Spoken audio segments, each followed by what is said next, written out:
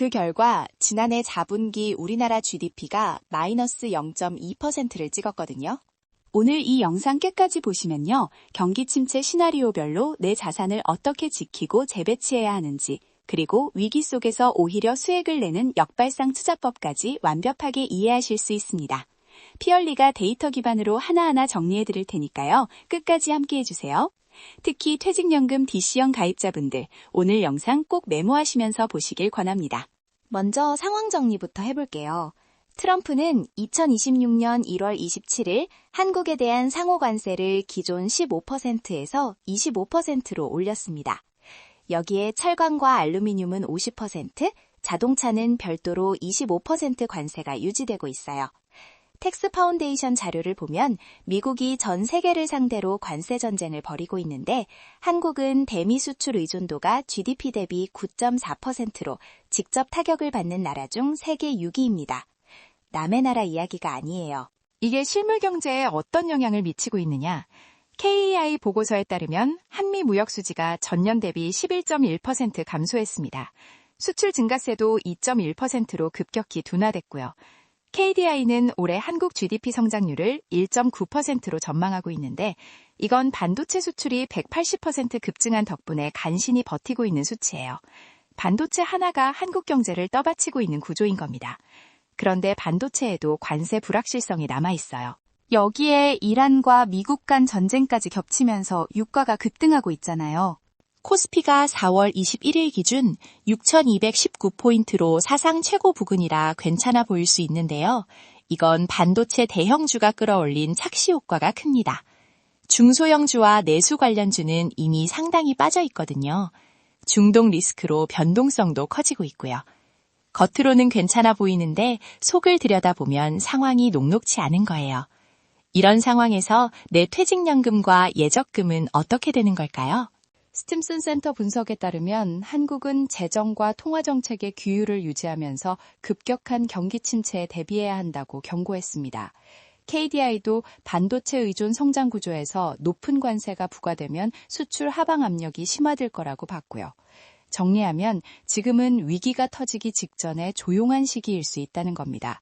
그래서 지금부터가 중요해요. 시나리오별로 어떤 상황이 올 수 있는지 짚어보겠습니다. 경기 침체가 어떻게 올지 세 가지 시나리오로 나눠봤습니다. 시나리오 1번, 연착륙입니다. 관세 협상이 진전되고 반도체 고항이 지속되면서 GDP 성장률 1.5에서 2% 사이를 유지하는 경우에요. 한은이 하반기에 금리를 한두 차례 인하하면서 경기를 부양하는 시나리오인데요. 이 경우에도 환율은 1,400원대 이상에서 머무를 가능성이 높습니다. 가장 낙관적인 경우지만 그래도 자산 재배치는 필요합니다. 실제로 2025년 4분기에 이미 마이너스 0.2%를 경험했잖아요. 지금 이란과 미국 간 전쟁이 유가를 끌어올리고 있고 자, 그러면 각 시나리오에서 내 퇴직연금과 예적금에 어떤 일이 벌어지는지 구체적으로 볼게요. DC형 퇴직연금은 위험자산 비중을 70%까지 가져갈 수 있는데요. 시나리오 2번이나 3번이 오면 주식형 ETF에 70% 가까이 넣어둔 분들은 원금이 크게 줄어들 수 있습니다. 예적금은요? 기준금리 2.5%에서 추가 인하가 되면 실질 수익률이 물가 상승률에도 못 미치는 상황이 올 수 있어요. 돈을 넣어놔도 실질적으로 손해를 보는 거죠. 은퇴를 앞두고 자산을 지켜야 하는 분들에게 이건 정말 심각한 문제입니다. 퇴직연금이 노후 자금의 핵심인데 경기 침체에 무방비로 노출되면 회복에 5년에서 10년이 걸릴 수 있거든요. 그래서 지금 시점에서 포트폴리오를 점검하고 재배치하는 게 중요합니다. 자, 그러면 구체적인 자산 방어 전략 5가지를 하나씩 짚어볼게요. 이 부분이 오늘 영상의 핵심입니다. 전략 1번. 퇴직연금 안전자산 비중을 30%에서 50%로 확대하세요. DC형은 법적으로 안전자산 30% 이상을 유지해야 하는데요. 지금 같은 시기에는 이걸 50%까지 올리는 게 안전합니다. 구체적으로는 국채 ETF, 단기채 ETF, 그리고 금 ETF를 조합하는 겁니다. 특히 금 ETF는 최근 수익률이 56%를 기록했을 정도로 불확실성 시대의 대표 해지 수단이에요. 퇴직연금 내에서 금 ETF를 10에서 15% 정도 편입하는 걸 고려해보세요. 전략 2번, 예적금은 분산 예치하되 단기로 가져가세요. 금리 인하 가능성이 있으니까 3년 만기 정기예금에 몰빵하는 건 리스크가 있어요. 6개월에서 1년 단위로 분산하고 만기가 돌아올 때마다 그 시점의 금리 상황에 맞게 재투자하는 레더링 전략을 쓰는 거예요. 예를 들어 3천만 원이 있다면 1,000만 원씩 6개월, 9개월, 1년 만기로 나눠서 넣는 겁니다. 이렇게 하면 금리 변동에 유연하게 대응할 수 있거든요. 전략 3번. 달러 자산을 10에서 20% 확보하세요. 원달러 환율이 1,466원대인데요. 경기 침체가 심화되면 환율은 더 오를 수 있습니다. 달러 자산을 일부 보유하면 원화 가치 하락에 대한 해지가 되거든요.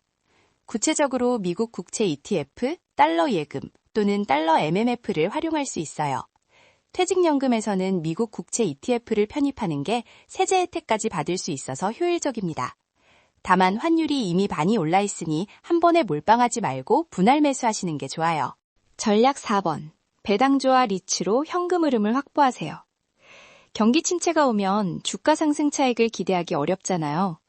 이럴 때는 매 분기 배당금이 꾸준히 나오는 고배당주나 리츠의 일부를 배분하는 전략이 유효합니다. 특히 경기 방어적 섹터, 통신, 유틸리티, 필수 소비재 쪽의 배당주는 침체기에도 실적이 크게 흔들리지 않거든요. 퇴직연금 내에서 고배당 ETF를 15에서 20% 편입하면 하락장에서도 현금 흐름이 유지되는 효과가 있습니다. 전략 5번. 비상금 통장을 6개월치 생활비로 늘리세요. 이게 가장 기본이면서도 가장 많은 분들이 간과하는 부분입니다. 경기 침체가 오면 갑작스러운 지출이 생기거나 소득이 줄어들 수 있거든요. 월 생활비가 300만 원이면 1,800만 원, 400만 원이면 2,400만 원입니다. CMA나 파킹 통장에 넣어두면 하루 단위로 이자가 붙으면서도 언제든 꺼내 쓸 수 있어요. 투자 수익률보다 중요한 게 생존 자금이에요. 이게 있어야 침체기에 자산을 헐값에 팔지 않을 수 있습니다. 자, 여기까지가 방어 전략이었고요. 마지막으로 위기 속 역발상 투자법을 짧게 짚어드릴게요. 경기 침체는 좋은 자산을 싸게 살 수 있는 기회이기도 합니다. 코스피가 20에서 30% 빠지면 우량 기업들의 주가도 같이 빠지거든요. 이때 매월 일정 금액을 우량 ETF에 자동 적립식으로 넣는 겁니다. 과거 2008년 금융위기, 2020년 코로나 때도 침체기에 적립식 투자를 시작한 분들이 회복기에 가장 큰 수익을 거뒀어요. 핵심은 한 번에 넣지 말고 분할 매수하는 겁니다. 오늘 내용 세 줄로 요약해드리겠습니다. 첫째, 관세전쟁 장기화로 한국 경제는 연착륙부터 스태그플레이션까지 세 가지 시나리오에 대비해야 합니다.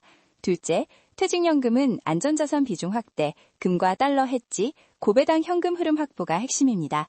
셋째, 비상금 6개월치를 확보하고 침체기에는 적립식 분할 매수로 역발상 투자 기회를 노리세요.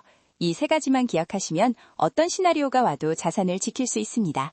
오늘 영상이 도움이 되셨다면 구독과 좋아요 한번 눌러주시고요. 댓글로 여러분의 퇴직연금 운용 전략도 공유해주세요. 다음 영상에서는 더 구체적인 ETF 조합 전략을 다뤄볼 예정이니 기대해주세요. 본 영상은 특정 금융상품에 대한 투자 권유가 아니며 모든 투자 판단과 책임은 본인에게 있습니다. 그럼 필리는 다음 영상에서 또 뵙겠습니다. 감사합니다.